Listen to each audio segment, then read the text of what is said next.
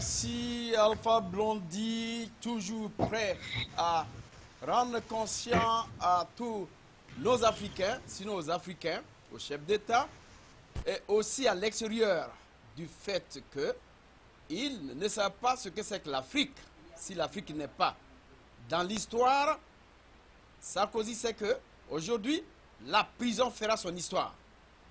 Merci encore une fois de plus. Vous êtes avec votre animateur principal, Serge Niawa, pour ce grand débat. Aujourd'hui, nous avons choisi de pouvoir parler des analyses des élections présidentielles sénégalaises 2019. Une présidentielle qui a quand même fait couler beaucoup d'encre. Aujourd'hui, M. Macky Sall, qui a réorganisé les élections présidentielles au Sénégal, les a remportées. Mais de quelle façon? C'est de cette façon nous allons voir aujourd'hui. Nous allons quand même faire l'historique de M. Macky Sall, de sa réélection, de tout ce qu'il a mis en œuvre pour qu'il soit là aujourd'hui. Et avec mes chers panélistes qui m'ont toujours fait l'honneur de pouvoir,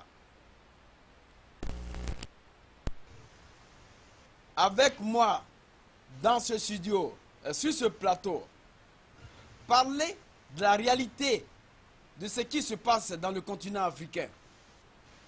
La raison qui nous amène aujourd'hui ici, c'est que Tempo Afrique TV a eu toujours l'honneur, sinon le temps de pouvoir vous dire la vérité de ce qui se passe dans le continent africain. Tempo Afrique ne plaira à personne. Tempo Afrique prend la relève du continent africain et de discuter avec les frères africains pour savoir où nous allons. Alors pour ce grand débat, j'ai donc mes chers panélistes, monsieur le professeur Issoufou, depuis la Caroline du Nord. Le professeur a toujours été présent pour pouvoir parler un peu de ce qui se passe en Afrique. Aujourd'hui, il continue d'être avec nous pour ce grand débat. Alors, professeur, merci une fois de plus pour votre présence. Merci beaucoup à M. Serge Niawa pour l'invitation. Et je vais dire bonjour aux autres camarades panélistes, en l'occurrence M. l'honorable Aruna qui est là avec nous. Et je profite de l'occasion pour envoyer un bonjour à M. Maliksa, l'infatigable à la réalisation technique, et grâce à qui les émissions de Tempo sont toujours présentes. Alors, bonsoir. Merci, professeur. De l'autre côté de la Géorgie, notre ami l'honorable Aruna Suleiman, aussi qui fait sa présence dans ce studio pour parler de ce grand débat. Le thème d'aujourd'hui, M. Aruna le connaît, c'est un thème qu'il maîtrise, il a fait le Sénégal.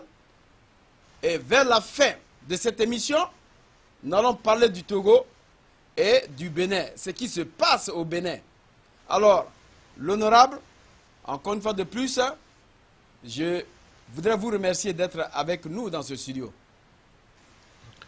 Merci beaucoup, Monsieur Serge Niawa, et merci encore une fois de me donner l'opportunité pour que je puisse m'exprimer sur les problèmes brûlants de l'Afrique. Je remercie beaucoup mon cher ami, le professeur Moussa, pour tout ce qu'il fait dans la contribution vraiment de l'émancipation africaine. Et je remercie le technicien, le producteur, et Malik Sall pour tout ce qu'il fait, surtout pour que à Tempo Africa soit pratiquement cette chaîne de télévision dédiée aux Africains pour quand même pour que nous puissions vraiment se faire entendre et dénoncer le recul et les dérives démocratiques dans nos pays. Donc je remercie beaucoup tout le monde qui de jour et tous les jeunes se mobilisent pour vraiment faire de Tempo Africa cette chaîne qui est vraiment suivie et qui commence vraiment par toucher le fond des Africains. Donc, merci beaucoup, Serge Nyawa, et que le débat soit un débat très enrichissant. Merci. L'honorable, c'est nous qui vous remercions par votre présence dans ce studio. Merci encore une fois de plus. Et de passage, je voulais quand même dire bonjour à nos chers panélistes qui ne sont pas là. À commencer par l'ami Classieux Koutoglo, sans toutefois oublier aussi notre ami Atiso Kwamevi qui vient fraîchement d'arriver du Togo, Yves Kenao et aussi Léandre. Pour tous ceux qui veulent nous joindre, vous pouvez appeler le numéro qui est simplement sur votre écran pour participer à ce grand débat. Alors, allons droit au but. Alors, professeur, nous avons aujourd'hui les élections présidentielles Sénégal 2019. Jusqu'à preuve de contraire, les langues ont délit. Dans un premier temps, il y a eu quand même les gens qui se disaient premier tour, Macky Sall, le slogan était que Macky Sall, le premier tour, il passe le premier tour. Autrement dit, il ne pourra pas aller de l'avant. Et de l'autre côté, l'opposition qui réclame aussi le deuxième tour, dans la mesure où rien n'était encore fait. Alors, professeur, quelles sont vos analyses vis-à-vis des résultats sortis de ces élections sénégalaises? Bonjour une fois encore, M. Serge Nyawa. Je pense que nous avons parlé longuement des élections au Sénégal. Et nous avions eu à relever un certain nombre de choses bien avant les élections et où nous avions eu des soupçons de fraude massive et qui viennent d'être confirmés par la proclamation provisoire, du moins, de Macky Sall, le créditant de 58, je pense quelques poussières %. Et donc nos craintes, finalement, ont été, disons, réalisées, ont été confirmées. Et nous sommes retombés dans l'adage qui circule dans le cercle des dictateurs africains qu'on n'organise pas une élection pour la perdre. Comme quoi, la malhonnêteté est le propre des dirigeants africains. Donc, ils se plaisent à se redire entre eux. Lorsque l'un d'entre eux, parmi eux, devient subitement honnête et il organise des élections transparentes, claires, équitables, libres, et il les perd, ses pairs l'appellent pour se moquer de lui.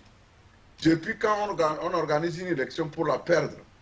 En tout cas, tu es sorti de notre cercle, tant pis pour toi. Donc c'est pour regretter ce comportement. Moi, je ne vais pas dire que c'est un comportement naturel, parce que l'Africain, c'est quelqu'un qui a le sens du partage. C'est quelqu'un qui a le sens de ce qu'on appelle, comment on appelle ça, tout, le partage en sens que je fais mon temps, tu fais ton temps, il fait son temps, et chacun contribue comme il peut au développement de la nation. Lorsque les gens transforment cela, ce concept très simple de succession au trône, à quelque chose de vie ou de mort, c'est ce que nous allons voir. Et le Sénégal, contre toute attente, les gens avaient pensé que après au moins 30 ans d'alternance sans violence, d'alternance, c'est pas confirmé au Sénégal, nous avions pensé que cela devait continuer. Mais Macky Sall vient de rompre la tradition. Il vient de placer le Sénégal parmi les pays où l'alternance est difficile à atteindre. C'est-à-dire que la victoire de Macky Sall n'est pas une victoire qu'il mérite. Il a eu c'est pas en organisant des fraudes massives. D'abord, quand on dit fraude, ce n'est pas seulement dans les urnes que les fraudes se passent. C'est en amont et en aval. Les fraudes de Macky Sall ont commencé depuis qu'il a été élu, c'est-à-dire en faisant tout pour écarter des adversaires sérieux, crédibles, capables de lui tenir ses pas à l'écoute. Et donc, ça, c'est ce qu'on appelle fraude. Parce qu'on ne choisit pas ses compétiteurs. Non. Lorsque vous voyez quelqu'un, un lutteur qui dit, bon, moi je ne lutte pas avec tel, c'est avec tel que je vais lutter, ou bien un boxeur, c'est que lui, il n'est pas un boxeur. Alors c'est ce que Macky Sall vient de faire. Mais malgré tout, il y a eu quand même des gens capables comme Sonko qui sont montés pour, n'est-ce pas, faire le travail. Macky Sall a pu, par des fraudes massives, telles que nous l'avons remarqué, par exemple, quand vous voyez à Paris, au consulat du Sénégal à Paris, les gens ont été surpris en train d'épourer les urnes. Il y a eu bagarre là-bas. Je ne sais pas si vous avez la vidéo. Bon, c'est des preuves comme ça qui sont là pour accabler M. Macky Sall. Et dès qu'il a annoncé qu'il va passer au premier tour, il n'y avait plus de doute que, parce que chez nous, on dit que lorsqu'un Margouya te lève un jour, il dit qu'il veut se coudre un pantalon, c'est qu'il a trouvé une solution pour sa queue. Donc Macky Sall avait déjà la solution de sa victoire. C'est pourquoi il a proclamé, et il n'y avait plus de doute qu'il va réaliser cela. Parce que la France était là pour aider. Comme on l'a dit, un Français venait de dire clairement que selon Lebert Bourgi, c'est en France qu'on bourre les urnes, on les met dans les avions militaires et on vient les déposer en Afrique. Qui sait si cela s'est passé au Sénégal? Dieu seul sait. Alors je m'arrête là et on va y revenir. Merci. Merci. Donc, professeur, je pense que nous allons aller méthodiquement pour en savoir beaucoup de choses. Il y a quand même beaucoup de choses qui sont passées au Sénégal. Et tout de suite, l'honorable, alors on va parler un peu de l'historique de la réélection de Macky Sall.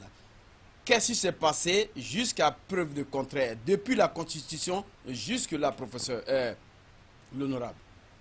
Merci beaucoup, Serge Nyawa. Merci. Je vais ajouter à ce que le professeur a dit de façon vraiment liminaire.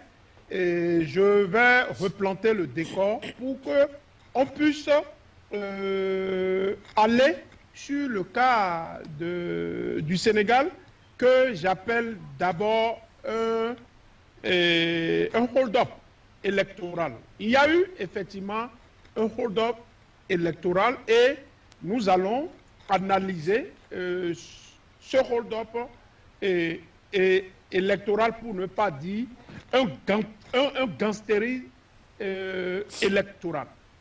Donc, voyez, comme l'a dit le général, le colonel à la retraite, Ndao, il a dit que cette victoire de Macky Sall est une victoire qu'il a préparée depuis longtemps.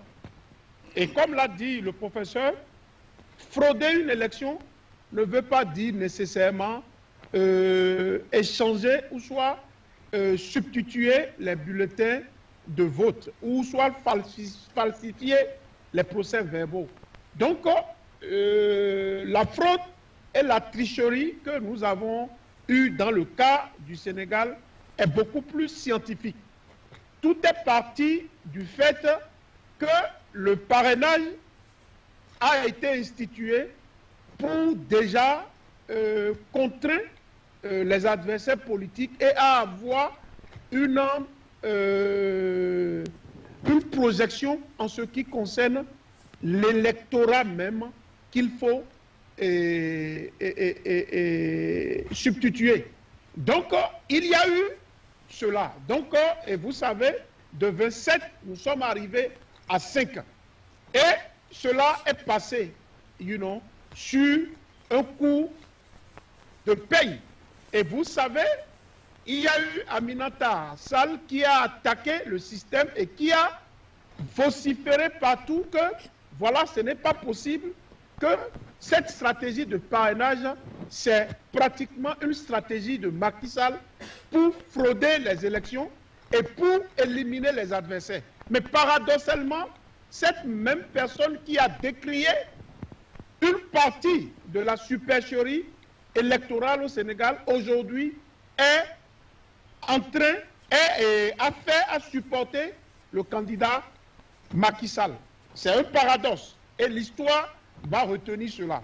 L'autre conteste, vous n'êtes pas sans savoir comment Macky Sall a éliminé le candidat du PDS, c'est-à-dire Karim Wade, et aussi le candidat très rompu, c'est-à-dire Khalifa Sall. Donc, ça, c'est le deuxième élément.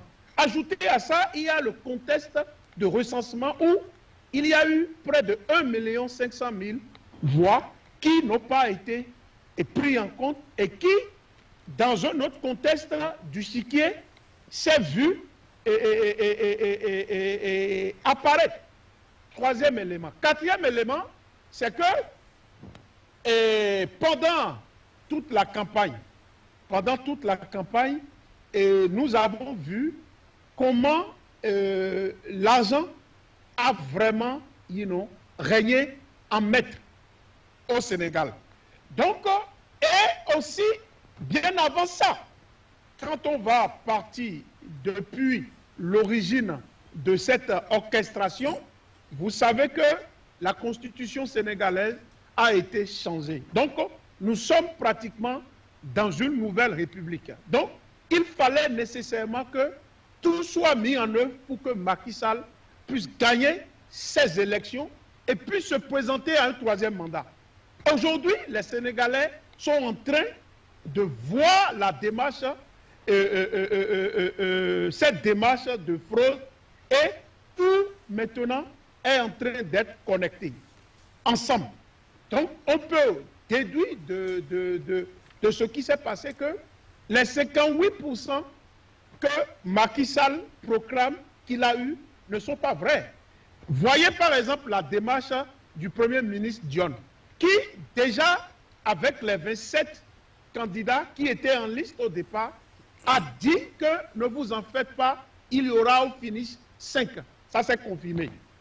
Donc, regardez par exemple comment vous pouvez savoir que tous les soutiens, tous ceux qui ont participé, les 25 qui ont participé au parrainage, ont un électoral, ils ont un électorat au Sénégal. Je veux parler de Pape Diouf, je veux parler de Gakou, je veux parler de Abdoul Mbaye, pour ne citer que ceux-là.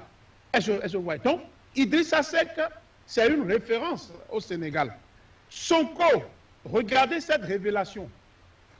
Donc, on a écarté tout cela.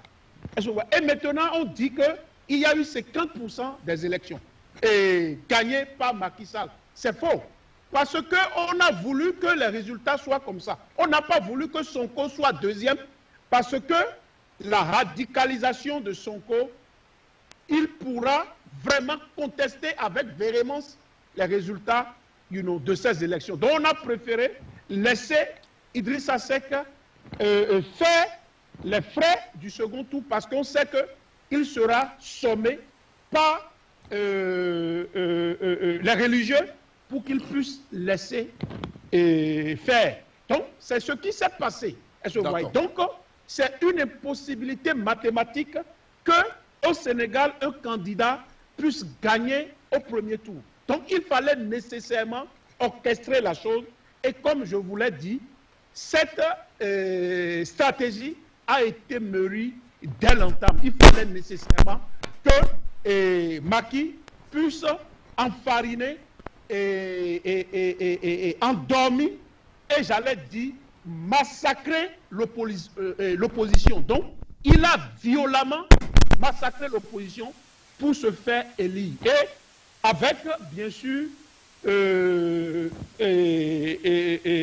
soutien de la France. Avec aujourd'hui le soutien de la France. Donc, ce n'est pas vraiment quelque chose qui devait nous surprendre. Ce qui est un peu grave dans cette affaire, c'est quoi? C'est que on a laissé Macky Sall faire imposer ce dictat aux Sénégalais. Parce que l'objectif, on savait qu'il allait venir à ce coup de force. Et ce coup de force, ce hold-up électoral, s'est passé dans un pays qui a toujours fait rêver d'autres pays africains en matière de démocratie. Je vois. Donc, ça, c'est extrêmement important. Donc, mais ce qui nous indigne aujourd'hui en tant que panafricanistes et la nouvelle génération africaine, c'est que le Sénégal est tellement fascinant que ce qui s'est passé au Sénégal peut porter préjudice à d'autres pays africains. Et c'est pratiquement l'objectif de ce débat aujourd'hui sur Tempo Africa. Parce que les autres pays africains qui sont fragiles et qui ont déjà des élans de dictature vont dire, voilà, le cas Macky Sall, nous allons aussi l'expérimenter chez nous. Nous avons le pouvoir. On va revenir là-dessus tout à l'heure avec vous. D'accord, nous allons revenir sur ça. Donc, je m'arrête sur ça. Donc, c'est un point extrêmement important. Le préjudice que le Sénégal, va apporter en matière d'élection, en matière de démocratie aux autres pays africains. Donc, nous allons le faire dans la suite de ce débat. Donc, je m'arrête ici. D'accord. Merci donc, l'honorable. Alors, rapidement, sur ce plateau, j'accueille notre ami Rodrigue Lawson. Alors, Rodrigue, merci encore une fois de plus d'être avec nous. Comme la neige l'a permis, vous êtes un peu arrivé, mais on est en cours maintenant dans ce grand débat. Alors, Rodrigue, vous avez assisté quand même aux élections présidentielles sénégalaises 2019. Alors, quelles sont vos analyses vis-à-vis des résultats qui ont été obtenus, proclamés, d'abord par le Premier ministre dans un premier temps, et maintenant par la Cour, pas par la Cour, mais la Sénat. La Sénat. Alors, comment est-ce que vous prenez ces résultats? Quelles sont vos analyses? D'abord, bonsoir au panel et bonsoir à Tempo Afrique TV, bonsoir aux éditeurs et aux téléspectateurs. Moi, je ne suis pas surpris par ce résultat, puisque on se dit souvent que, je me dis souvent qu'en réalité, c'est une farce, cette histoire de démocratie dont on nous parle. C'est une farce, même au Sénégal, c'est une farce. Et la preuve a été démontrée par ces élections. Si tant est que Macky Sall a gagné ces élections, pourquoi le Premier ministre sort, le Premier ministre qui est supposé être le garant de l'organisation de cette élection et qui a nommé des gens à la CENI qui devraient être chargés de la proclamation des résultats, si tant est qu'ils ont gagné, c'est simple, il fallait se taire tranquillement et laisser la CENI faire son travail. Pourquoi il sort dès le premier, bien avant la fin de la compilation des résultats, et il dit qu'on a déjà, avec les résultats qu'on a déjà, alors que ça voudrait dire, 57%. Ça voudrait dire qu'il a les yeux dans les choses. Normalement, il ne devait pas parler, n'est-ce pas?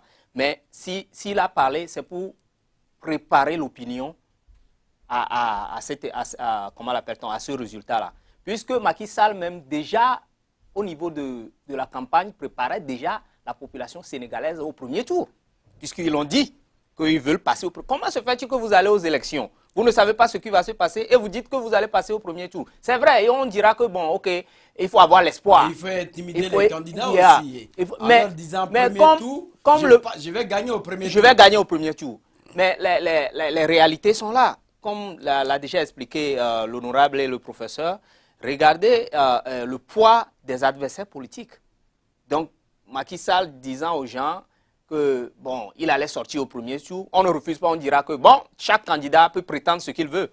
Mais, le jour de l'élection, bien avant la compilation et la proclamation des résultats officiels, un premier ministre qui sort, et ça me rappelle le Togo en 1998, où le ministre de l'Intérieur a proclamé les résultats. Et vous voyez, c'est la triste réalité de l'Afrique. Mais aussi, la constitution sénégalaise ne dit pas que, bon, personne ne peut donner quand même les résultats. Comment je peux appeler ça? L'opposition s'est sorti aussi dans sa réserve pour dire qu'il faudrait qu'il y ait deuxième tour. Oui, l'opposition a dit qu'il faudrait qu'il y ait un deuxième, mais ce n'est pas l'opposition qui organise les élections. Donc, mis à part ceux qui organisent les élections, toute autre tierce personne peut dire ce qu'il veut. Mais quant aux organisateurs, ils ont le devoir de conserver le secret jusqu'à ce que l'organisation, comment l'appelle-t-on, l'entité qu'ils ont préparée pour proclamer les résultats, proclame les résultats. Donc c'est dire que s'il n'y a pas fraude, le Premier ministre ne peut pas sortir et prétendre que son candidat avait déjà gagné bien avant la proclamation des résultats. Bon. Est-ce qu'on peut dire que Macky Sall a été réélu ou bien choisi? Bon, réélu et choisi, c'est la même chose pour moi. Et c'est pourquoi je disais que ça ne me surprend pas, ces résultats. Les résultats au Sénégal ne me surprennent pas. Je vais revenir sur une chose. Le professeur disait tout de suite que, comment l'appelle-t-on, c'est l'honorable qui disait tout de suite que si on passait, comment l'appelle-t-on, le troisième, qui est Sonko, si on le plaçait à la deuxième position, il y aura un mouvement dans le pays. Parce qu'il avait vraiment une position radicale par rapport à sa campagne, tout ça là. Et qu'on a placé l'autre à la deuxième position parce que les religieux pouvaient faire pression pour lui dire de laisser passer. Mais M. Rodrigue, je vais vous dire que le professeur n'a fait que parler. Mais le slogan au Sénégal, qu'on a inculqué aux Sénégalais, avec force, avec obligation, c'était que Macky Sall premier, au premier tour, Idriss Seck deuxième et Sonko troisième. Ça, c'est le slogan. Et les Sénégalais même sont convaincus qu'ils ont été obligés d'appliquer cela. Je veux venir à un point. J'ai été content. C'est pour dire que ce n'est pas le professeur qui invente. Non, je ne parle pas je ne parle pas du professeur, je parle de l'honorable qui disait que si on l'a fait ainsi, parce que si Idriss Seck veut parler, les religieux vont faire pression et il va diminuer sa tendance. C'est pour vous dire que la religion, ce n'est pas un enjeu personnel, c'est un enjeu politique. Donc, j'ai dit tout de suite qu'il n'y a pas de démocratie. La démocratie se fait par chaque peuple. Et les peuples africains, c'est l'arbre à palabre. Donc, nous sommes dans un système, comme je l'ai toujours dit, nous suivons un système qui nous met tout le temps dans le gouffre. Combien de fois, M. Nyawa, vous n'avez pas fait un débat sur les élections en Afrique dans le même cadre où nous sommes aujourd'hui? Combien de fois vous ne l'avez pas fait? Ça voudrait dire que ça ne va pas. Et que continuer dans ce sens, j'ai comme l'impression que nous, Africains, on ne réfléchit pas. Je vous assure, c'est sérieux. Parce qu'on ne peut pas s'asseoir sur un système de l'autre et construire notre avenir. Ce n'est pas possible. C'est ça que je veux faire comprendre aux intellectuels africains. Ça fait pitié. Regardez, nous avons crié Togo, Côte d'Ivoire, Sénégal, Nigeria. Même scénario. Pourquoi les intellectuels africains continuent dans ce sens? Est-ce qu'on va venir à chaque fois faire un débat, analyser comment est-ce que l'autre a fraudé? Et le lendemain, la même chose va se produire. On a l'occasion de faire pour nous-mêmes. Pourquoi ne pas se concentrer? Retourner sur nous-mêmes. On ne dit pas aux gens, quand nous disons retournons, des fois les gens pensent qu'il faut retourner en arrière. Non, mais il faut aller prendre, la matière. Parce que dans cette matière-là, il y a des choses du futur qui sont toujours là, qu'on peut construire. Donc moi, je suis gêné des fois, quand je suis sur le plateau, à analyser des conneries. Cette élection-là, c'est une connerie. Il y a pas, quand les gens me disent qu'il y a une certaine démocratie au Sénégal, je ris. Démocratie par rapport à quoi? Qui a gagné? C'est la France. La France a encore gagné, n'est-ce pas? La France a gagné par rapport à la politique, par rapport au CFA, tout. Sur tous les plans, la France a gagné au Sénégal. Alors, si on fait ces analyses, les analyses que nous faisons, ça sert à quoi? Au panier de la ménagère. C'est-à-dire, ça réveille plus les plaies. C'est pour dire que l'Africain doit réfléchir par deux fois. Tant que vous êtes assis sur le système de quelqu'un et vous pensez que l'imitation vous fera évoluer, vous vous trompez d'adresse. Je m'arrête pour l'instant. D'accord. Merci donc Rodrigue Lawson pour votre contribution. Le grand débat ne fait que commencer. Alors, professeur, comme je l'ai dit, vous avez vu ces élections. Est-ce que, bon, voilà ce que notre ami Mbaye Diop dit. Il nous dit ici que la démocratie sénégalaise, depuis que Macky Sall est arrivé au pouvoir, a complètement reculé. Et les Sénégalais ne font que souffrir du dictat de Macky Sall. Alors, professeur, quelles sont vos analyses? Oui, mais c'est un secret de polichinelle que de dire que la démocratie a reculé au Sénégal. C'est ce qui se passe, tout le monde le sait. Macky Sall, nous avions dit par le passé que Macky Sall a sali le Sénégal et Sonko viendra, c'est pas le nettoyer. Malheureusement, Macky Sall va continuer par, c'est pas ternir l'image du Sénégal en matière de démocratie. Et comme tout le monde l'a dit, il a créé un climat ou bien, disons, un précédent pour tous les présidents qui vont venir au Sénégal.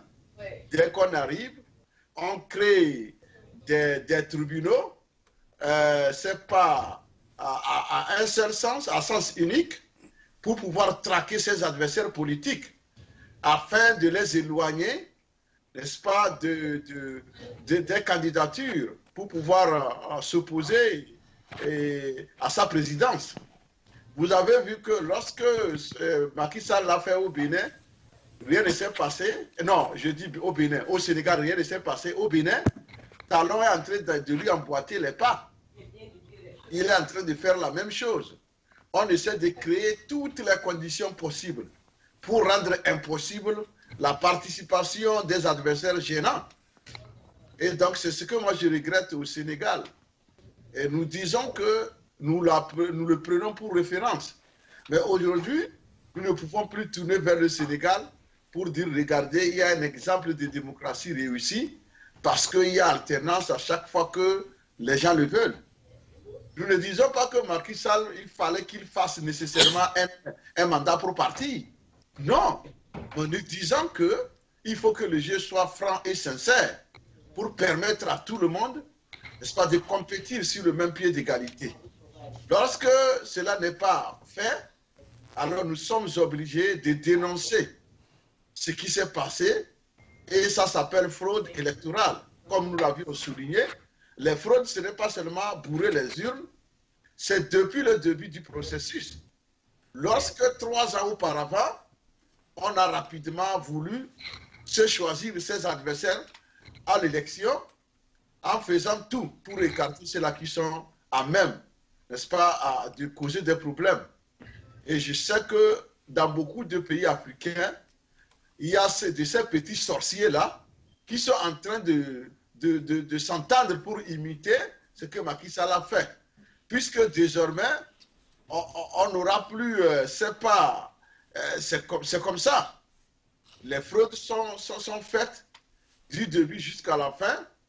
Et il sera difficile de retrouver les traces de ces fraudes-là. Maintenant, ma question, c'est le silence du peuple sénégalais qui sait que ces voix ont été volées.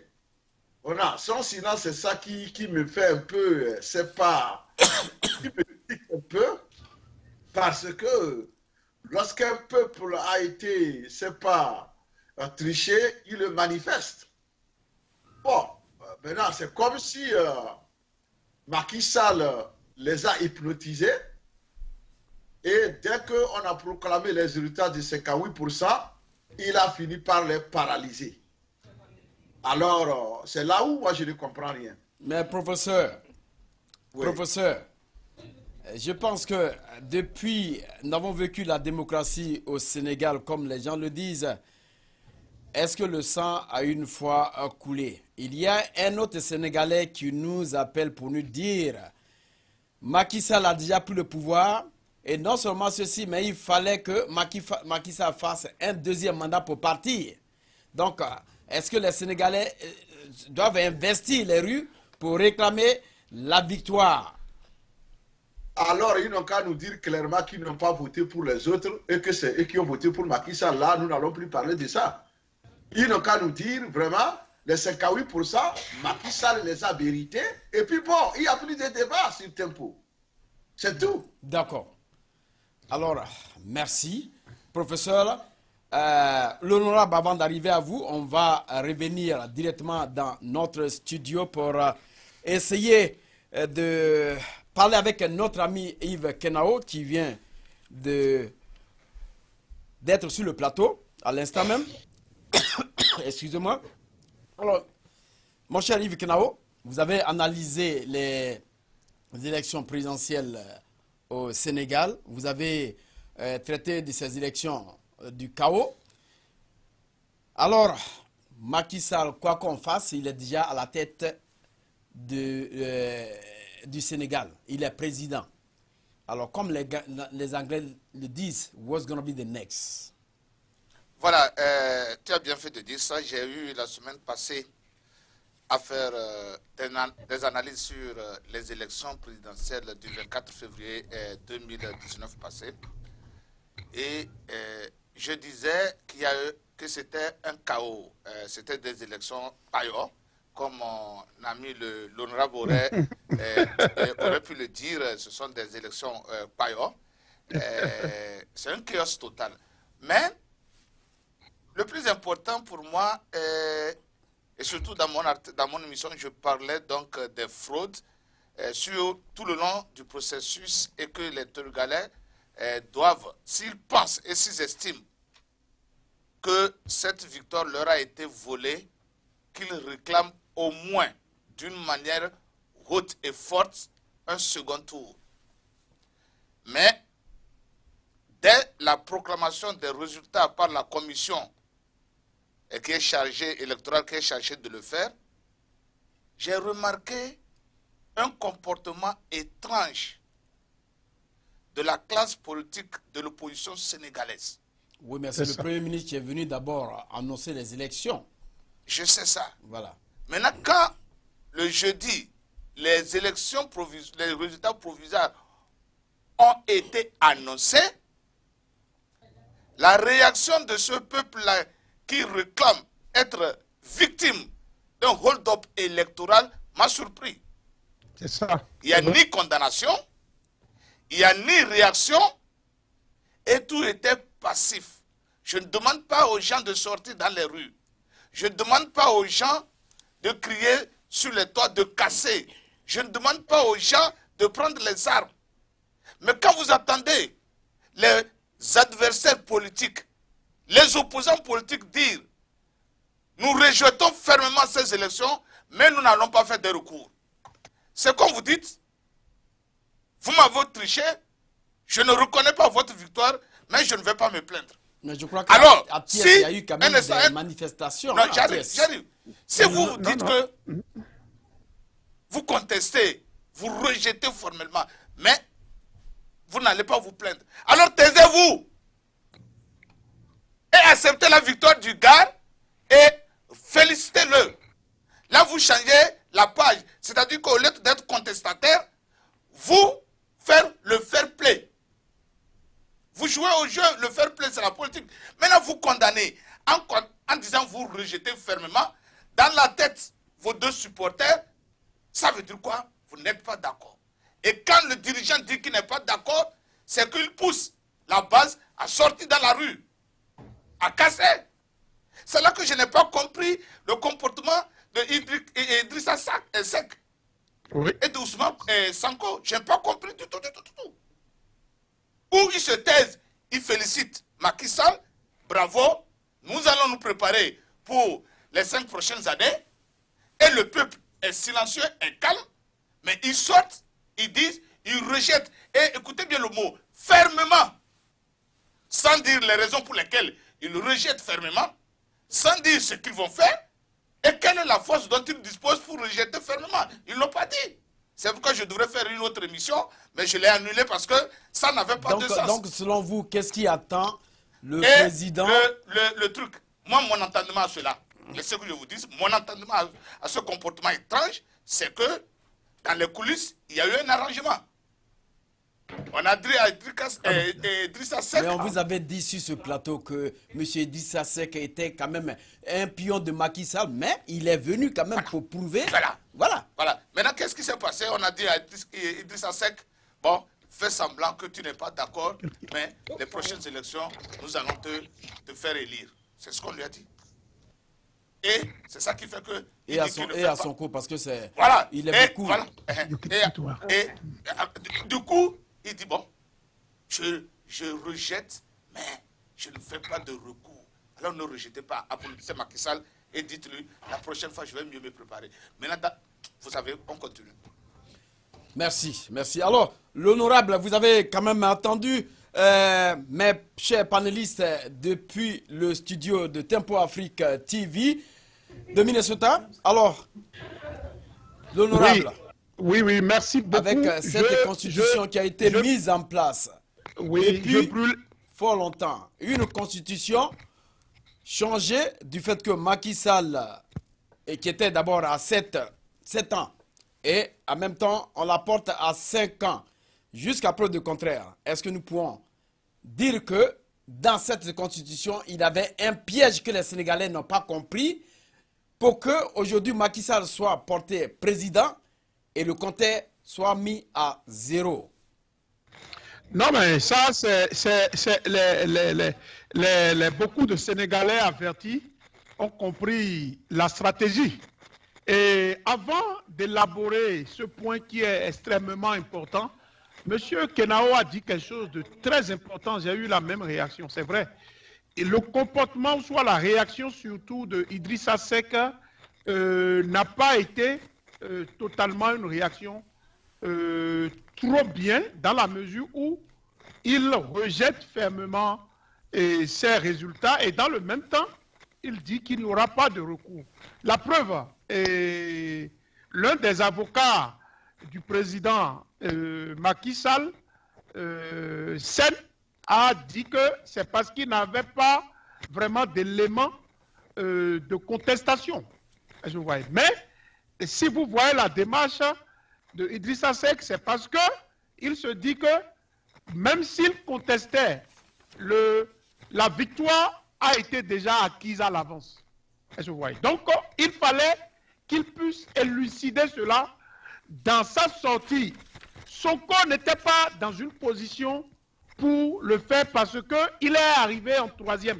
Le plus concerné était beaucoup plus Idrissa Seck. Donc, je ne condamne pas vraiment la réaction de Sonko dans ce sens.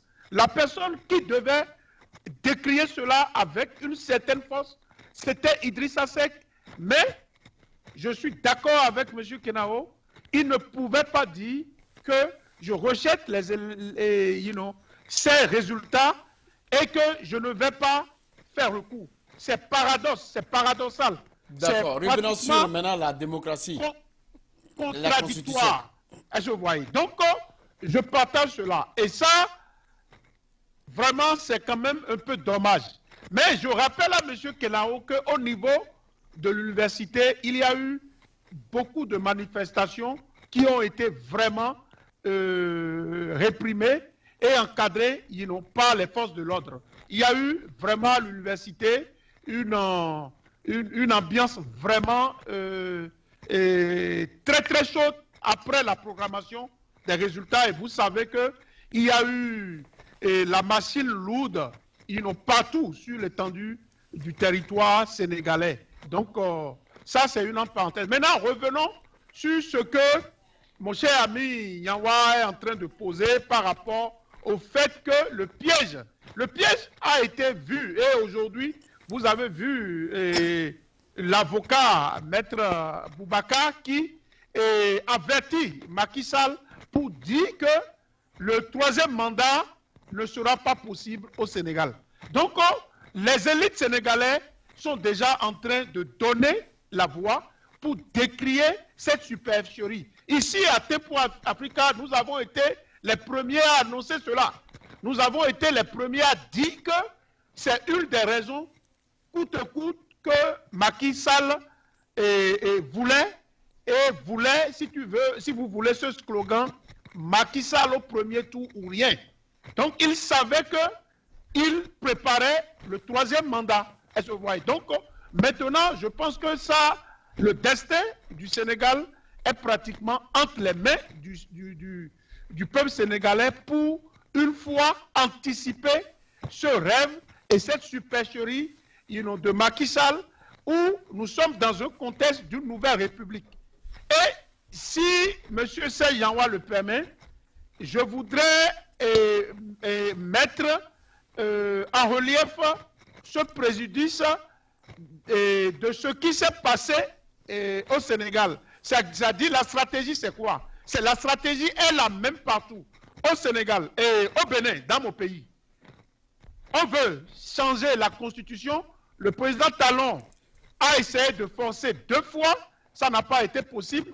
Maintenant, il le cherche pour avoir une majorité et pour changer la constitution dont nous serons dans un contexte de nouvelle république. Oui, mais l'honorable, on va revenir sur le cas du Bénin et du Togo en dernière position. Oui, je sais. Restons dans ce cadre de, comment je peux appeler ça, des élections présidentielles sénégalaises pour qu'on avance. Donc, je veux seulement dire que je voulais attirer l'attention de nos auditeurs sur ce fait, parce que en Côte d'Ivoire, nous sommes dans un contexte de nouvelle république.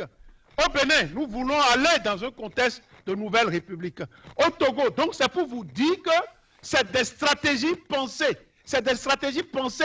Et quand maintenant on organise les élections, il faut tuer, il faut assurer, il faut confirmer la victoire à l'avance. C'est ce qui s'est passé au Sénégal. C'est une victoire qui a été orchestrée dès le début. Donc il faudrait que nous, les Africains, on puisse être éveillés et refuser ça. Il faudrait qu'on puisse anticiper et refuser. Tant que le code électoral ne sera pas consensuel, nous n'allons pas laisser le pouvoir en place nous amener dans ce bourbier. Et nous n'allons pas participer aux élections pour valider encore la fraude. D'accord, merci l'honorable. Alors, professeur, on va toujours continuer sur cet élan de la Constitution. Alors, professeur, les Sénégalais savent qu'une nouvelle Constitution a été mise en place. Ça veut dire que c'est une république qui a été mise en place. Alors, la Constitution qui a été mise en place va donc remettre à zéro le compteur. Macky Sall va maintenant faire son premier mandat avec les 5 ans. Comme l'honorable l'a dit, les Sénégalais disent que 3 ans, seulement Macky Sall ne pourra plus faire un 3e mandat. Mais tout est dans la Constitution.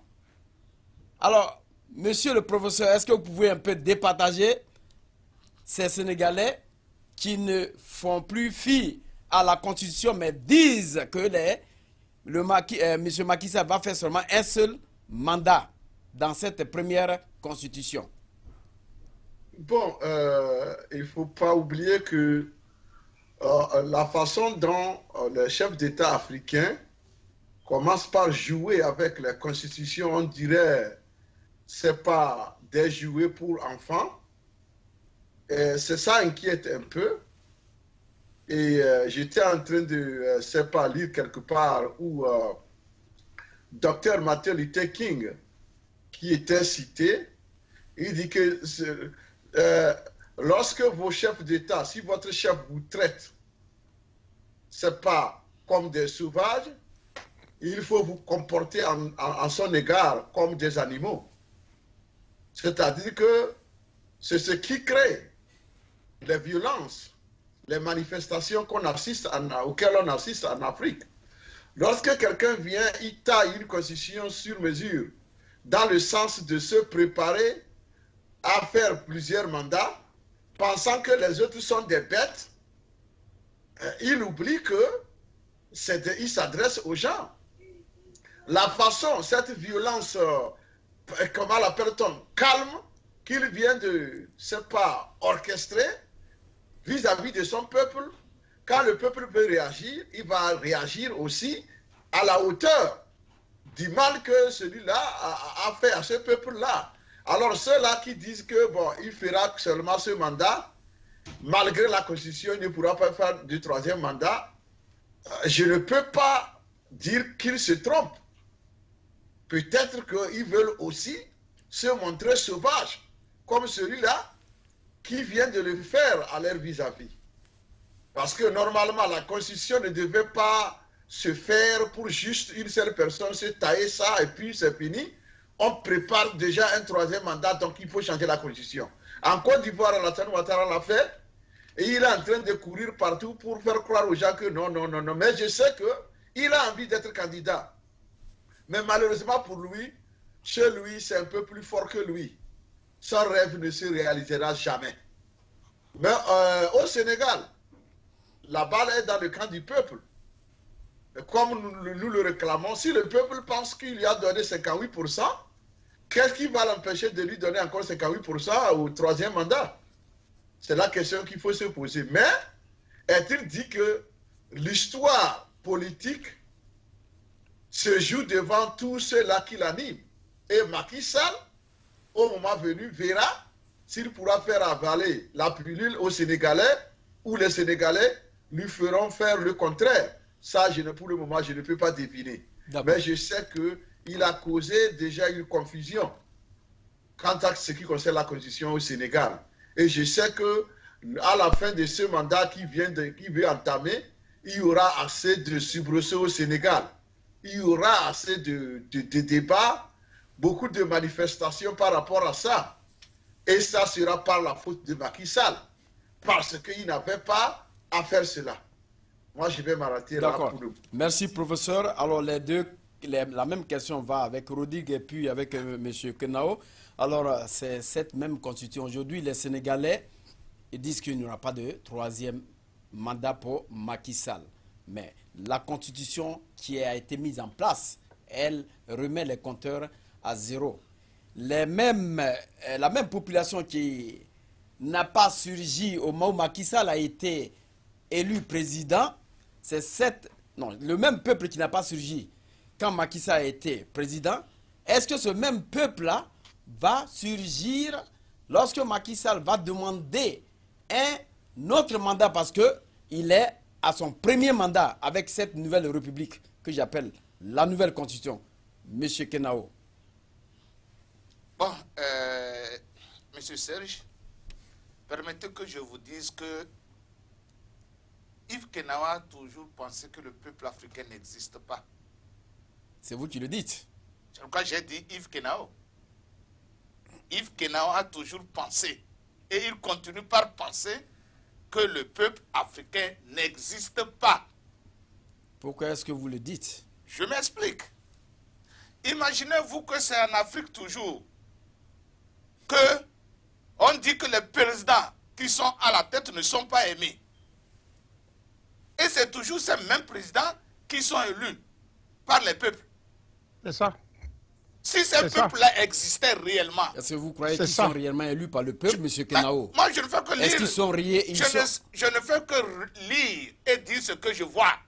C'est ça. Deux, ce peuple africain, où est-il? Et chaque fois, on lui fait avaler des pilules depuis le temps de l'esclavage. Depuis tu n'étais pas encore né. Je dis depuis le temps de l'esclavage.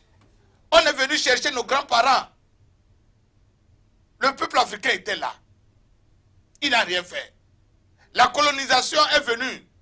Le peuple africain est là. Il n'a rien fait. Les indépendants sont venus. Le peuple africain, il est là. Il n'a rien fait. On est venu, les partis uniques. Le peuple africain, quand on dit peuple africain va réagir. Le peuple africain, il est là. Ça s'est passé. Ça vient. Quand ça veut venir, on dit on verra si le peuple. Mais après, ça passe comme si de l'eau est froide. Après, maintenant, on a mené le multipartisme. Le peuple africain. On dit la démocratie. Le peuple africain. Aujourd'hui, nous parlons des révisions des constitutions. Au début, c'était quoi? Révision. Mais les gens commençaient par bouder. On a dit référendum. Et maintenant, ces mêmes peuples vont pour les référendums et choisissent leur constitution que ce même peuple défend. Au Sénégal, eux-mêmes, ils ont voté leur constitution qui donne droit à une nouvelle république. Et maintenant, ces mêmes Sénégalais disent que non, cette nouvelle république ne doit pas exister.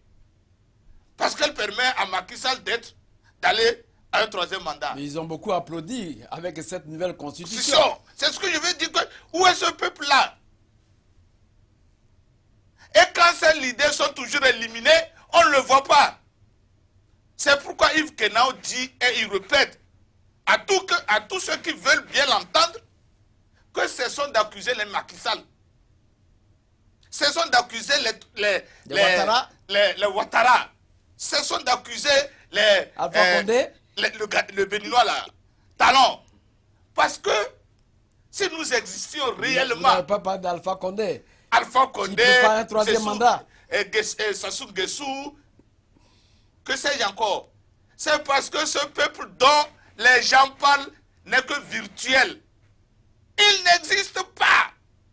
Ou alors, il existe et il est peureux.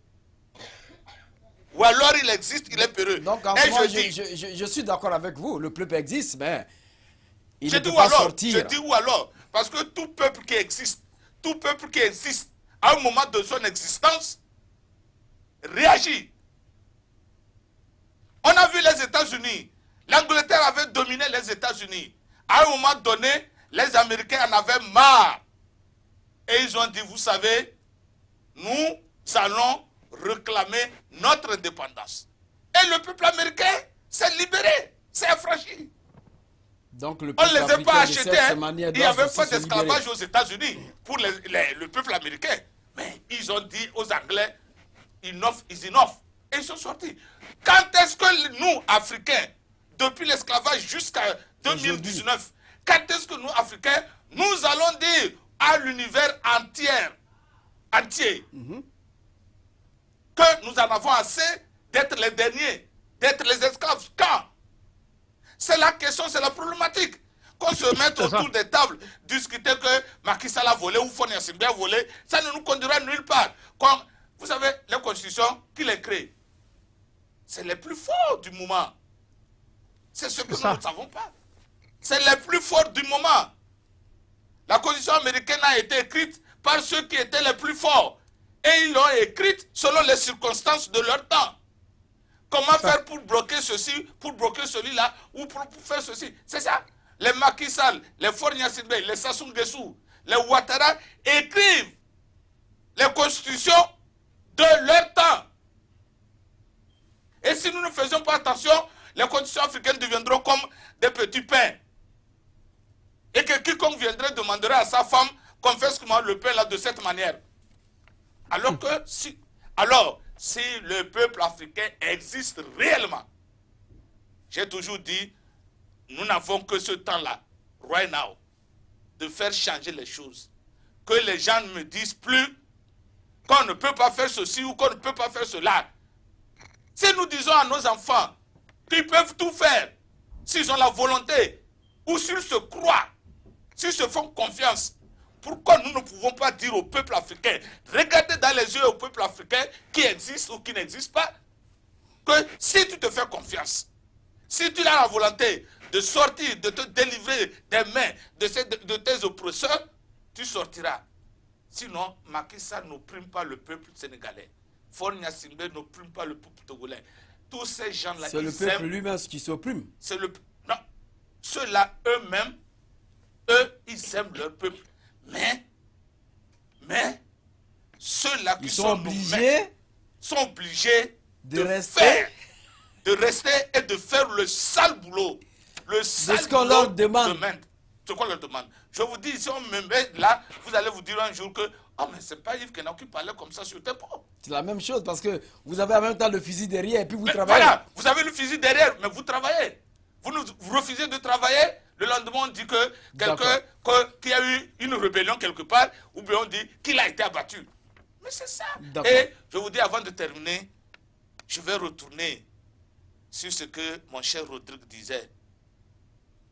Tant que nous n'allons pas créer notre propre système, et moi je le dis toujours, c'est le système dans lequel les gens la vivent. Tant que nous n'allons pas avoir notre propre système. Prenez, quand je vais parler de royauté, les gens vont dire, oh non, non, non, non, non, non, non, non, non. Le roi, ou le roi, mais ça existe au Ghana, hein? Le roi, il est respecté par ses sujets, sa population. Allez au Ghana. Prenez par exemple le cas de la Côte d'Ivoire, du Ghana, surtout. Oui. Un chef, on ne le conteste pas. Il n'y a pas de rébellion, il n'y a pas d'opposition. Mais tout le monde vit. Maintenant que nous avons introduit une chose étrangère qui est la Constitution, qu'on ne maîtrise pas. Les termes même, on ne les maîtrise pas. Demandez à tous ces politiciens-là de vous définir ce que Je voulais vous rafraîchir la mémoire, M. Ouattara qui a fait voter une constitution. Qui ne maîtrise Et pas. il y a un piège qui était dedans qui n'a même pas su, qui ne va même pas lui porter à la tête à un autre mandat. Mais il a fait voter ça. Lui-même. Mais maintenant, il veut un autre mandat. Je m'arrête là. D'accord. Alors, Rodi Lakson, vous avez écouté M. Kenao, c'est la même question, mais pour vous rafraîchir la mémoire. En Côte d'Ivoire, la constitution a été changée. Au Bénin, on veut faire la même chose. Mais M. Talon est en train de tout faire pour changer la constitution. Avec tout ce que nous sommes en train de voir. De l'autre côté, en Guinée-Conakry, M. Alpha Condé l'a dit sur ce plateau, qu'il a plein d'objectifs, de projets ambitieux. Donc, au moins ces 2 mandats, ça ne suffit pas. Il est en train de changer la constitution guinéenne pour encore faire, pour entrer dans la 2e République. Toujours rentrer dans la 2e République. Et à partir de cette 2e République-là, nous commençons un mandat, 2e mandat. Au Togo, c'est la même chose. Il y a les législatives qui ont été mises en place, qui ont été faites sans l'opposition. Ils ont fait de sorte que l'opposition n'y participe pas. Et vous savez ce qui s'est passé? Une république est en train de se présenter, en train de se préparer aussi au Togo. Monsieur Lawson. Oui, je crois que c'est Franck Fanon qui le disait, l'homme noir au masque blanc, n'est-ce pas? Et il a dit quand? Ça fait très longtemps. Et aujourd'hui, les Africains ne font que danser sur ça. Il l'a dit. Quand nous accusons les gens qui sont là, les présidents qui sont là, oui, c'est vrai, ils ont leur part de responsabilité.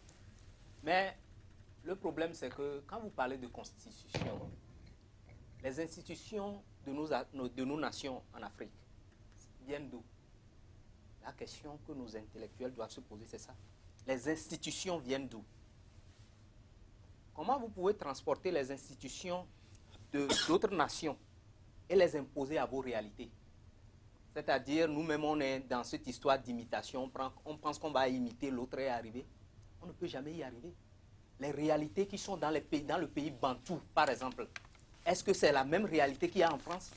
Alors que vous adoptez la constitution de l'Occident, vous l'appliquez exactement cela à vos pays.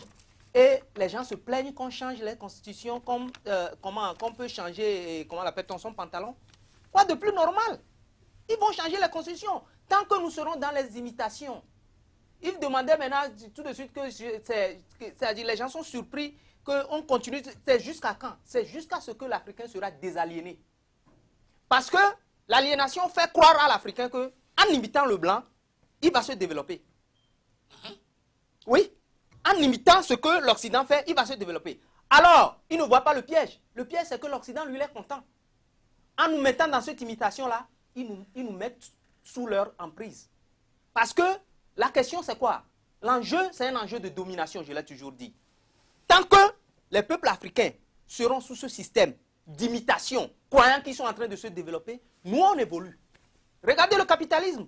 L'Afrique est de sens communautariste. Quand je vois les économistes africains disent qu'ils sont capitalistes, ça me fait rire. Donc, capitalisme, regardez comment le capitalisme fonctionne. Le capitalisme, c'est à pour essence la domination de l'autre, de l'homme par l'homme. Donc, les Africains qui sont communautaristes, donc nous préférons maintenant tuer ce communautarisme-là. Puisque pour faire le capitalisme, il faut aller par la violence. Il faut dominer l'autre. C'est les peuples violents. C'est des gens qui dominent l'autre. Ils mettent les autres. Ils font que les peuples sont affamés. Ils s'en foutent. Et sans pitié. Hein? Et sans pitié. Donc, nous, les Africains, en tant que communautaristes, c'est comme ça que nos parents ont vécu. Regardez les empires. Aujourd'hui, tout ce qu'on vient nous vendre. Regardez, on nous vend par exemple les droits de l'homme. Mais vous vous souvenez de l'empire du Mali au XIe siècle? La constitution de l'empire du Mali. Le Fanga, et comment l'appelle-t-on? J'ai oublié le nom même, le Fanga. Il y avait déjà les droits de l'homme dedans. Mais l'Africain trouve que non, que ce n'est pas important. C'est lorsque la France viendra nous parler de droits de l'homme que les intellectuels africains se lèvent. Et ils sont les porte-parole. Oui, mais c'est comme la CNN, quand elle envoie une information, bouf, on se lance là-dessus. Justement, mais quand Tempo Afrique pourquoi envoie une information, Non. On ne veut pas le prendre. alors que cette même Écoutez, information est reléguée par la CNN. Et pourquoi? Parce que c'est la CNN. Parce que tout le monde veut réfléchir comme le blanc. C'est-à-dire que la vérité est blanche. C'est-à-dire, nous ne voulons pas, l'Africain ne veut pas partir de lui-même. Et des gens me diront que, oh, que le monde évolue et qu'on sera en retard. Non, il n'y a pas un retard. Il n'y en a pas. Il n'y en a pas. Tant qu'un peuple est privé de sa culture, la culture d'un peuple est l'essence fondamentale de ce peuple-là. Vous vous trompez quand vous laissez votre culture, vous êtes foutu, vous êtes perdu. Ce développement-là... On ne peut pas la négocier. Hein? Non, je vous assure, ce développement-là, Yves, comment l'appelle-t-on, Serge, je vous dis tout le temps ici, vous serez ici 300 000 ans, même si Dieu vous donne la vie. Tant que nous, Africains, on ne retrouve mais pas... de toute façon, à Tempo Afrique, nous sommes là pour relever. Oh non, le bien défi. sûr, bien sûr. Laissez-moi continuer ceci. Je dis ceci. Vous vous rappelez l'esclavage? Quand on amenait les esclaves en Amérique, en Europe, qu'est-ce qu'on fait premièrement? On les amène quelque part, on les dresse. Comme quoi? Comme on dresse les chevaux. Vous vous rappelez les films? L'autre, je discutais avec Sal la fois dernière, il me disait... Kunta Kinte. Kunta Kinte. Qu'est-ce qu'on faisait? On amène l'esclave, on lui enlève son nom, son identité. Premièrement, avant de l'introduire dans le champ de son maître. Mais c'est la même chose. Quand vous venez ici, il y a ce qu'on appelle le melting pot. L'Américain dit, ma culture là, c'est, vous deviez appliquer ma culture. Oui, Et bon, votre ça culture. c'est encore petit. Ce qui se faisait, ce que je vous dis ici, c'est hyper important. Quand on prend l'Africain, on battait les esclaves à ce qu'ils renient leur nom. Vous pensez que c'est quoi? C'est pourquoi on battait un homme jusqu'à ce que l'homme dise que je ne m'appelle plus Kunta Kinte, je m'appelle Toubi. Vous pensez que c'est pour rien que l'Européen torture un homme pour lui faire perdre? Mais avec cette nouvelle génération africaine que Non, vous-même vous représentez, non, je vous assure. que vous-même vous représentez. Je vais vous dire une chose. Nos enfants seront pires que nous. Je vous assure. Oui. À cette allure, les enfants qui viennent, les enfants africains qui viennent, eux, ils sont foutus. Ils sont perdus complètement. Au moins, nous, on a gardé un peu. Et c'est ce que nous essayons de faire comprendre. Que tout peuple qui a perdu sa culture ne peut jamais prétendre au développement. Vous pouvez faire n'importe quelle science. Revenons au Sénégal. Nous revenons. Non, vous savez, je vais vous dire une chose, Serge. Très souvent, quand nous faisons les discussions, les débats ici, et je pense que des fois, bon, on aime être Non, mais je calqué. suis d'accord avec Je vous. suis Vous d'accord donnez des exemples. Je suis d'accord qu'on soit calqué sur le Sénégal. Vous savez, c'est comme le corps humain. Tout ce que nous disons ici. C'est-à-dire, tout ce dont nous parlons, c'est l'organisme qui fonctionne. Vous savez. Et lorsque un est endommagé, c'est tout l'organisme qui est endommagé. Vous croyez que ce que je dis là, ça ne concerne pas le Sénégal? Vous pensez que quand je parle de cette culture-là, les élections qu'il y a eu au Sénégal, vous pensez que ça ne concerne pas ça? Vous êtes posé la question tout de suite, pourquoi les gens sont surpris de voir que les Sénégalais ne réagissent pas? Est-ce que les Sonko dont vous parlez là, est-ce qu'ils pensent au peuple? Est-ce que vous croyez vraiment qu'ils pensent au peuple? Est-ce que donc les intellectuels africains, vous pensez que ces gens pensent au peuple? Sinon, on n'allait pas les mettre dans les coulisses et leur dire, c'est-à-dire, nous on crie ici, n'est-ce pas? Le peuple sénégalais est tranquille, bouche bée. La constitution a été changée. Les gens disent que non, Macky Sall va encore briguer à un autre mandat. Mais est-ce qu'il a le droit de briguer à ce mandat-là? Est-ce que la constitution lui permet? Si la constitution le permet, c'est vous-même qui avez adopté cette constitution. Pourquoi vous refusez? C'est-à-dire que l'Africain réfléchisse. Oh, j'ai l'impression que nous faisons des débats pour faire des débats. Et c'est grave.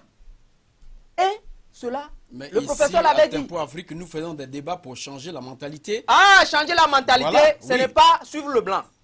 Je dis, ce n'est pas imiter. Dans l'imitation, nous n'allons jamais changer cette mentalité-là. Le professeur parlait de quoi? Des aliénations. Des fois, quand il le dit, j'ai pitié de lui. Parce que je vois qu'il sent, il comprend l'enjeu de la chose avant de le dire. Mais c'est-à-dire, nous sommes dans un système où chacun est obligé de dire ce qu'il veut parce qu'il y a élection ici, il faut venir décrypter. Est-ce que ce décryptage-là, je vous pose la question, monsieur Serge, ce décryptage-là sert à l'Africain? Ce décryptage-là permet à l'Africain de sortir de l'ornière dans laquelle on nous a mis? Non! C'est la triste réalité. Donc, ce qui se passe au Sénégal aujourd'hui, ça a un lien direct avec l'histoire. Avec Tombouctou. Avec l'histoire. Et si nous pensons qu'on peut oublier cette histoire-là et sortir de ce qui s'est passé au Sénégal, c'est faux. Je vous donne 7 ans ou bien 5 ans. D'accord. Ça va encore se reproduire. D'accord. Et je crois que, monsieur, vous n'allez pas nous amener à Tombouctou parce que nous ne sommes pas prêts pour aller à Tombouctou. Vous connaissez l'histoire où il y a la rébellion, c'est lui-même qui a fait le film Tombouctou, n'a même pas été obligé d'aller là-bas, mais envoyé des gens pour faire ce film-là. Et qui a causé la rébellion à Tombouctou? Qui cause la rébellion? Oui, mais de toute façon, c'est la France nous le savons. Qui met les armes là-bas. Voilà. C'est la France. Oui. Bon, donc c'est les gens là qui vous ont donné cette histoire de constitution. C'est eux qui sèment le désordre là-bas. Et nous, on crie ici qu'il y a la rébellion, il y a la rébellion. Tout le monde le sait. Mais on fait comme si... Bon, il y aura, avec l'arrivée de Tempo Afrique, il y aura un changement. Je vous assure. J'espère très bien. Je vous assure. J'espère. C'est pas question d'espérer, mais je vous assure. Ah, ok, voilà. J'espère très bien. Mais pas dans le suivisme. Voilà. Pas dans le suivisme. Non, le Tempo Afrique n'est pas là pour faire le suivisme. Oui, jusqu'à ce que nous soyons nous-mêmes. Voilà. Tant que nous ne serons pas nous-mêmes. Les débats ne seront que de rêves, des rêves. D'accord. Je crois que aussi avec votre contribution, on peut améliorer ces débats. Oui, on va le faire. Alors, du côté de l'autre côté, monsieur l'honorable, je crois que vous avez attendu monsieur Kenao, monsieur Rodrigue Laxon et aussi le professeur qui va tout à l'heure intervenir. Je sais que vous allez intervenir, mais je vais quand même parler aussi de quelque chose. On nous parle de l'économie sénégalaise, plus 6%, et le taux de chômage à 15,70%. Alors, ce sont les chiffres aujourd'hui que ces présidents nous avancent pour pouvoir faire la campagne ou bien pour brûler le monde. Mais jusqu'à preuve du contraire, il y a un problème. Le panier de la ménagère est totalement vide. Et on continue de nous donner ces chiffres-là pour aller où? Alors, l'honorable. Oui, mais écoutez, cette affaire de chiffres, vous allez voir ça avec Ouattara. Il est pratiquement le fanfaron des chiffres. Et c'est lui qui dit que le Sénégal a un taux de croissance qui avoisine 8%. C'est lui qui dit que... Et comment dirais-je, tout est bloqué, le Sénégal et la Côte d'Ivoire n'est plus endettée. Vous savez ce que nous sommes en train de parler. Il y a quelque chose où on dit qu'il faut du terre à terre. Vous voyez. Les chiffres, nous sommes tous intellectuels. Et c'est les data. Nous savons comment cela se passe. Ouais. Dans les grands ensembles, les statistiques là sont vérifiables. Vous voyez. Donc, mais dans des pays comme le Bénin, la Côte d'Ivoire, le Togo, etc., ces économistes, vous avez vu, monsieur, l'économiste togolais qui a répondu à Ouattara, c'est une question de génération en matière de connaissances. Et Ouattara, si vous voulez, est d'une époque dépassée. Il a fait, quand il étudiait et les sciences économiques en Pennsylvanie ici, c'est totalement différent d'un contexte actuel. Et comme vous l'avez vu, est-ce que vous avez jamais vu Ouattara écrire un livre? Vous avez jamais lu un livre qui a été écrit par Alassane Ouattara? Vous n'allez pas voir ça. C'est comme ça qu'on qualifie, on respecte un intellectuel africain digne. Est-ce que tu vois? Ce monsieur n'a pas laissé des écrits. Ce monsieur est pratiquement celui qui vient et qui représente cette mafia française pour essayer de vendre l'Afrique à ces mercenaires français. Donc, quand vous parlez de chiffres, ce n'est pas ce que Macky Sall est en train de dire. Ça, c'est des mots. Allez à Tambacounda, allez à Ziguinchor. Vous allez voir ce qui se passe au Sénégal. Et ça revient à une problématique où j'interpelle toute la nouvelle génération africaine. C'est très facile aujourd'hui. Moi, je ne serai pas un président qui va justifier mes actions par rapport à des faits normaux. Quand je parle de faits normaux, je parle par exemple de budget. Je parle par exemple dit qu'en tant que candidat, je vais faire des routes. Cela est très simple. Toute personne peut le faire, mais on parle d'innovation. On parle d'innovation en matière de développement. C'est comme ça qu'on trouve les grands, les grands présidents comme Sankara, qui ont imaginé quelque chose, qui ont dit aujourd'hui, consommons burkinabé, et qui ont dit aujourd'hui, ce n'est plus possible, je suis un pays enclavé, mais je peux me développer, par rapport à cette limitation. C'est ça le problème. Donc si aujourd'hui, on veut seulement endetter un pays et dire qu'à cause de cette dette, j'ai réalisé des infrastructures, je dis que l'intellectuel africain de ce moment-là n'a pas besoin de ça. On a besoin vraiment d'innover. On a besoin aujourd'hui, tout ce que nous apprenons, comment le développer par rapport à notre environnement. Et c'est ça, c'est là où des gens comme Ouattara ont failli. C'est là où des gens comme Macky ont failli. C'est des intellectuels douillés. C'est des intellectuels douillés dans une climatisation à l'européenne. Ce n'est pas des gens qui réfléchissent vraiment pour l'Afrique. Ce n'est pas des Cheikh Anta Diop. Ce n'est pas même des Abdoulaye Wade. Ce n'est pas ceux-là. Ceux-là, ils sont là seulement pour appliquer. Donc, cette question de chiffres, où on dit que, comment dirais-je, il y a développement et on se base sur des indices fantaisistes qui n'ont aucune réalité avec la réalité africaine. Moi, je vais toujours combattre ces intellectuels. Ce n'est pas des intellectuels africains et il nous faut une autre façon de réfléchir pour l'Afrique. Donc, au Sénégal, je n'ai pas fini s'il vous plaît, c'est important. Au Sénégal, allez demander le prix des fruits. C'est extrêmement cher. Le prix, tout se vend en kilos.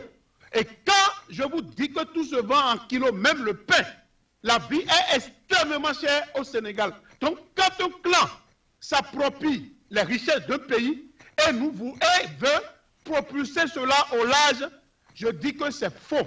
La réalité est différente. Donc, ce qui se passe au Sénégal, ce n'est pas la réalité que vivent vraiment les Sénégalais. Et c'est la même chose, aller en Côte d'Ivoire pour voir. C'est la même chose qui se passe. Et pour finir, je vais vous dire le cas de mon pays, le Bénin. Aujourd'hui, les taxes sont partout, ce que le Bénin n'a jamais connu. Le Bénin n'a jamais connu ça. Donc, si aujourd'hui, le Bénin est tout le temps à la bourse pour s'endetter, vous appelez ça développement? Ça, ce n'est pas un développement. Et ça, ce n'est pas un projet de société. Est-ce que vous voyez? Donc, c'est pratiquement du conformiste. Est-ce que vous voyez? On vous propose des taux et maintenant les intérêts saignent les pays. C'est ça que vous appelez développement? Non, un développement, c'est de l'innovation.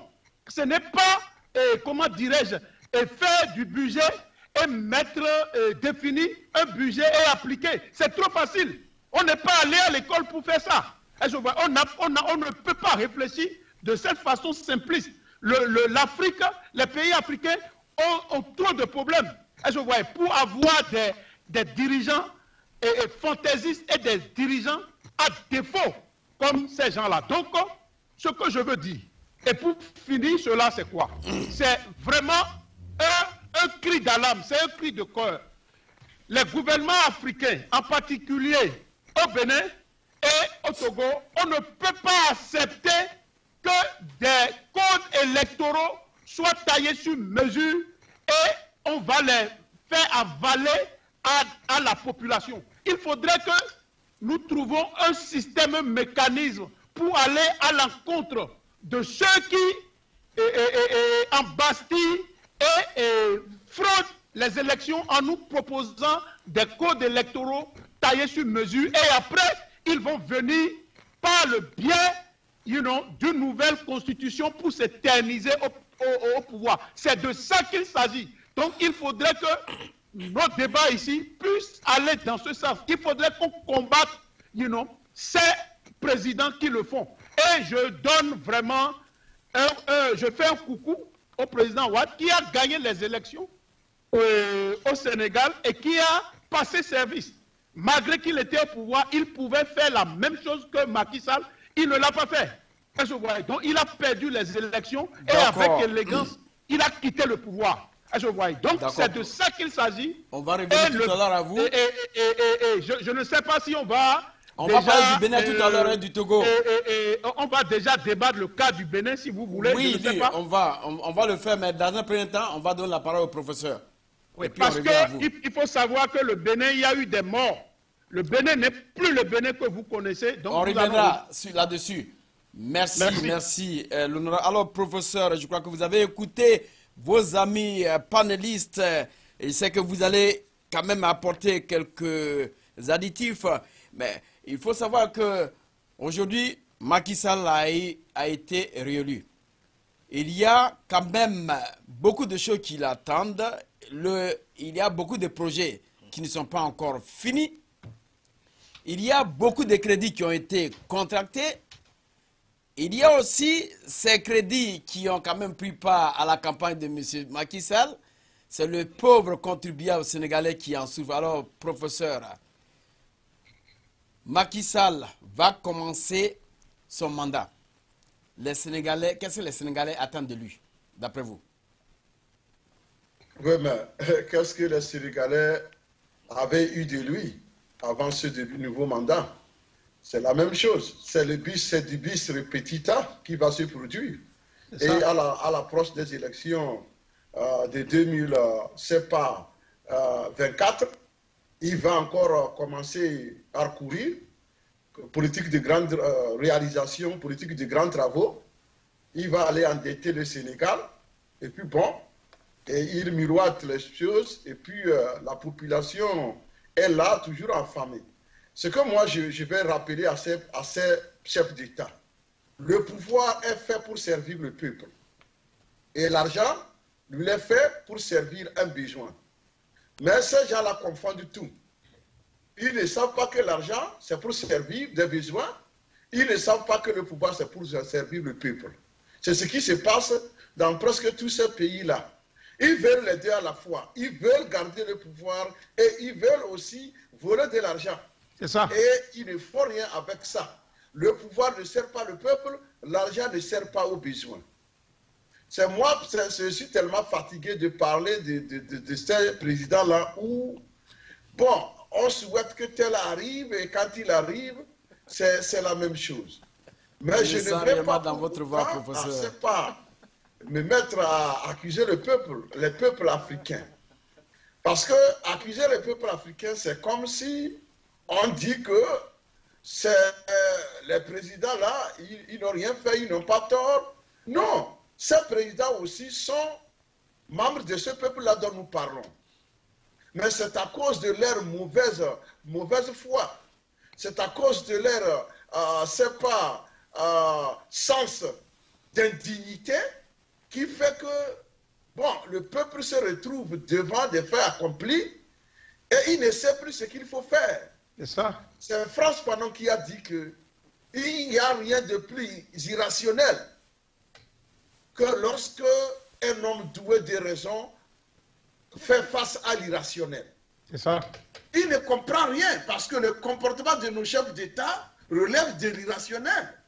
Et lorsque nous qui sommes doués de raison, quand on rencontre ça, nous sommes bouleversés.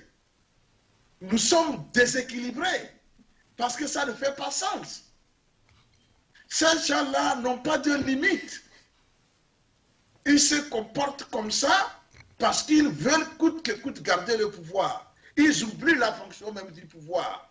Ils oublient même le sens de ce qu'on appelle argent. Pour eux, ils confondent tout. Alors, moi je pense qu'il faut plutôt avoir pitié de ces peuples africains-là, qui sont doués des raisons, mais à qui on oppose toujours l'irrationnel. Et donc, ils sont troublés, ils rentrent dans une, névrose, c'est pas provoquée, artificielle. C'est ce qui amène les gens, bon, ils font des choses, bon, on dit qu'ils ne réagissent pas. Non, ils sont hypnotisés et après, ils rentrent dans dans une paralysie comme ça provoquée. Et il faut, quand vous pouvez suivre le fil des choses, vous allez retrouver l'origine de cette paralysie-là au niveau de nouveaux gouvernants qui, dès le premier jour, pense en même temps à garder le pouvoir pour, c'est pas pour longtemps. Maintenant, qu'est-ce qu'il faut faire face à ces choses-là? Le problème d'endettement qui est là. Désormais, je pense que notre malheur aujourd'hui, c'est que la Chine est entrée dans la danse. La Chine qui est reconnue comme premier pays, c'est pas qui viole les droits de l'homme. Maintenant, c'est lui qui est partenaire privilégié quand il s'agit de l'économie en Afrique. Avant, nous avions dit que la Banque mondiale posait des conditions de droits de l'homme avant de faire des prêts. Désormais, la Chine est pas à la fenêtre et puis il fait ce qu'on appelle eavesdropping. Il écoute.